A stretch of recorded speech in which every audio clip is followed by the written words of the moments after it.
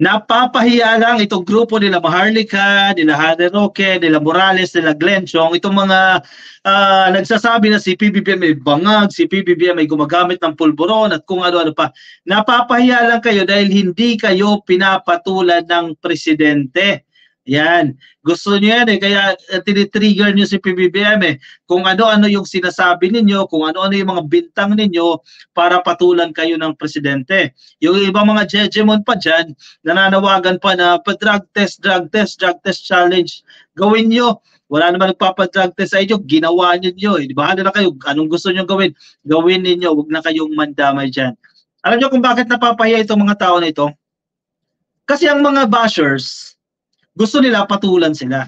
Kasi kapag pinatulan mo itong mga bashers na to, tuwan-tuwa yung mga yan eh. Kung pinapatulan ako ni ganyan. Eh, presidente ba naman ang papatol sa'yo?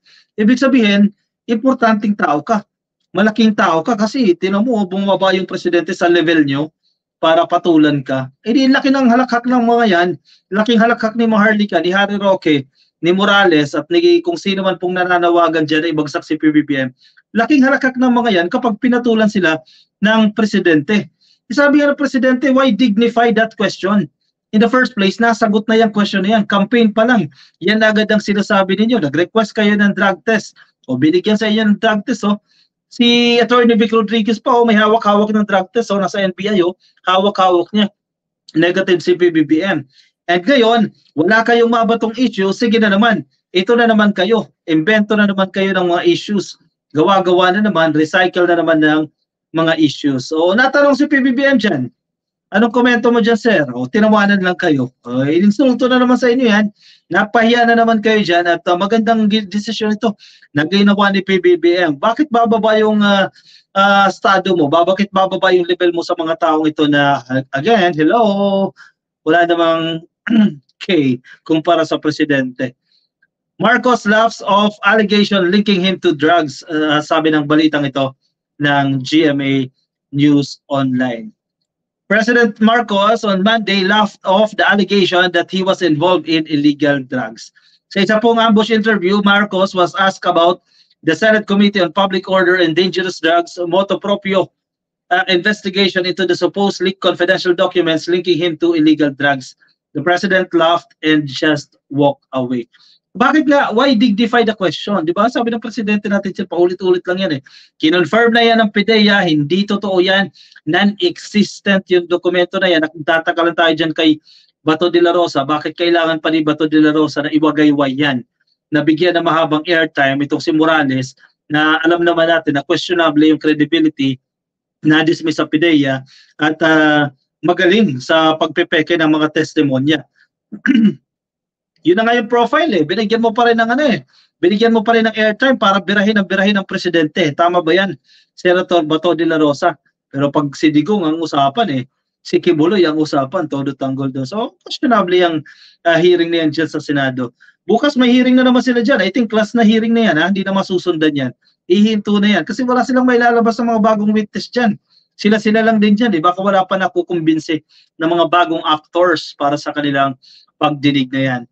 During the Senate inquiry, Philippine Drug Enforcement Agency Director General Moro Virgilio Lazo, ang PIDEA DG Kakofi, si DG Lazo, had insisted that the supposed pre-operation report and authority to operate, which both circulated on social media, are non-existent. Hindi nag-exist yung mga dokumento na yan na pinakita ni Maharlika. Actually, si Maharlika ang dapat sisihin dito Nagpapakalat ito ng fake news na hindi naman verified.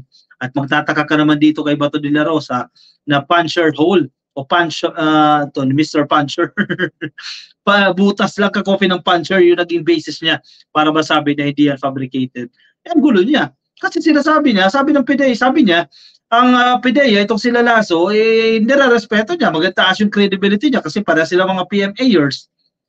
Naniniwala siya na sinasabi na existent yan, pero naniniwala din siya doon kay Morales na hindi fabricated yung dokumento na yun dahil may butas daw na po ng puncher, 2 butas ng puncher. Ano yun? There are no such documents, Your Honor. Siguradong-sigurado po kami. Biruin mo. Siguradong-sigurado ang PIDEA walang dokumento na ganyan, sabi ni Lazo.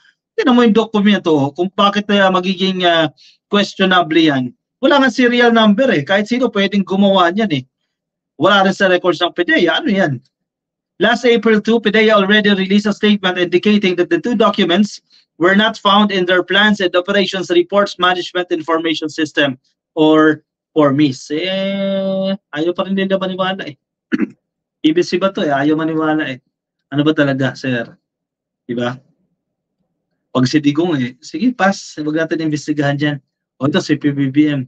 Masisira kasi si PBBM dyan. Totoo man o hindi yan, masisira si PBBM dyan. Siyempre, binigyan mo ng airtime mo.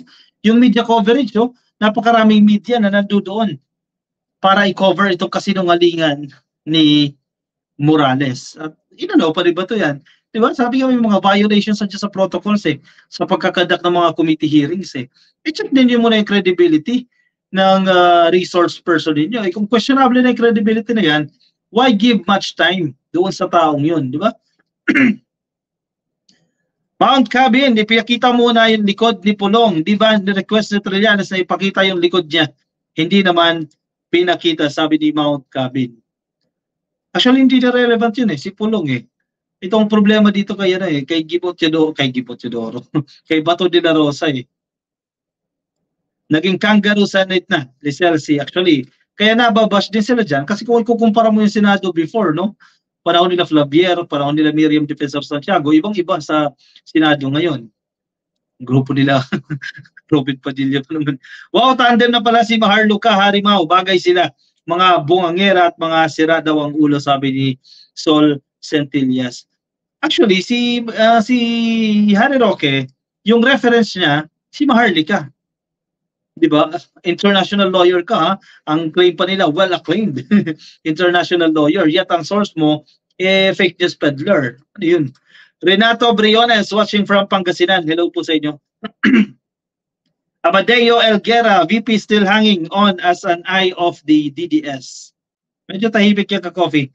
Si Sara Duterte. Siyempre, takot din itong matanggal dyan sa Department of Education. Paano? Pag natanggal siya dyan sa DepEd, malaking kawalan niya sa kanya makinarya. If ever na tumakbo siya sa pagka-presidente sa 2028, siyempre ayaw niyang umalis dyan sa Department of Education.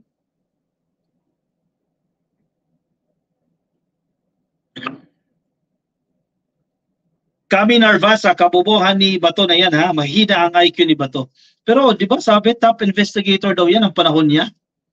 Pero again, puncher holes, yun ang pagbabatayan mo. Bakit yung bintang nila kay PBBM? Sa PDEA leak ang pinag-aaksaya nila, gagawa ng paninira ang investigasyon nila ang tungkol doon sa secret deal ni Digong sa China para magkaalaman na. Yun nga nakapagtataka dyan Mismong si Zubiri, Senate President, ayaw niyang imbestigahan itong si Digong, itong secret agreement na ito with China. Ayaw niyang imbestigahan yan.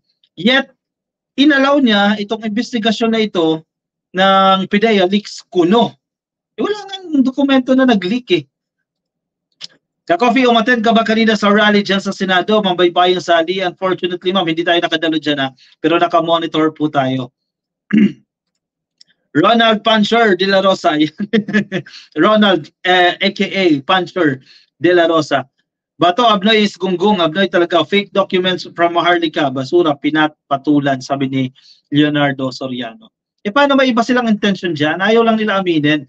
Malinaw naman yun Sirain ang kredibilidad ng presidente. Para ang purpose nila dyan, mawalan ng tiwala ang taong bayan. Kasi pag nawalan na ang tiwala ng taong bayan sa presidente, ayan, impeachment na. Yan ang habol nila, impeachment. Kasi pag na-impeach na si PBBM, balik na naman sila sa kapangyarihan. Ayan, mamamayagpag na naman sila. Ang China, mamamayagpag na naman. Dapat kay Bato, butasin yung ulo niya ng puncher nang malaman niyang pinagsasasabi niya. BO-BO ang kalbo talaga, sabi ni Jay Rivera. Kaya umaalagwa si Bato ngayon, wala na siya kumbaga natanggalan na siya ng kaba Ang kaba niya naman kasi dyan ICC Kaya dyan sa rally kanina dyan sa Senado, iba anong sinisigaw ng mga supporters dyan? Ibalik ang ICC, di ba? I-prosecute yan sila Digong, sila Bato. Kasi tila parang yumabang ba si Bato? Kasi wala na yung yung weakness niya, yung fears niya. Yung investigasyon ng ICC hindi ka na kasi sigurado dyan. Kung totoo itong sinasabi ni Trillanes na mid-year, July at August, o June, July, mid-year ka-coffee, maglalabas na ng warrant of arrest dito kay Digong. Tingnan natin, baka mag-iba na naman ang cambio niyan. Di Bato de la Rosa. Entrepman, good PM, Boss Ka-Coffee, panalo na naman ang Japan tonight. Japan saan po yan? Reika Yagi has self-proclaimed top investigator yan si Bato. Ha. O nga eh, nagtataka tayo, top investigator daw. Ano yun? Anong klaseng investigasyon ang ginawa nila dyan? Anak ni Remulla Bangag, boss ni Remulla Bangag, bangag talaga tong administrasyon na to. Sabi ni No Jeff NT. Ba't nagtatago ka sa profile na yan? No Jeff NT. Sana may accountability ka rin, di ba? Pakita mo yung mukha mo dyan para totoong pinapanindigan mo kung ano yung sinasabi mo. Good morning, Iris Fulgencio. Shoutout po sa inyo. Sige, sa mga ka-coffee natin na nasa Facebook, good morning po sa inyong lahat ka-coffee na nakatutok po sa atin ngayon. Kay JKS at Sharon, kay Jacinto Jack Villanueva, shoutout po sa inyo. Kay Charms Were, happy viewing po sa inyo. Kay Kim Santos, nasa Facebook din po.